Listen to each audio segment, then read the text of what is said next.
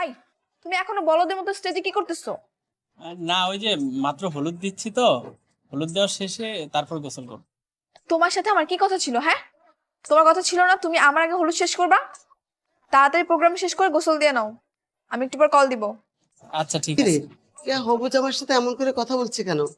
কেন, তুই জানিস না? না। কে তো এমনই, জামাইটা বিয়ে করতে চায় নাই, ও জোর কইরা জামাইটা রাজি করাইছে। কি বলিস? আসলে? কিরে রনি, হলুদ দিয়েছিস তো? কোথায় কোথায় ঘুরছিস বাবা, জানো হলুদ দে। আই, আর কে কে আছেন আমাকে হলুদ লাগাবেন? তাড়াতাড়ি শেষ করে দেন, আমি রুমে যাব।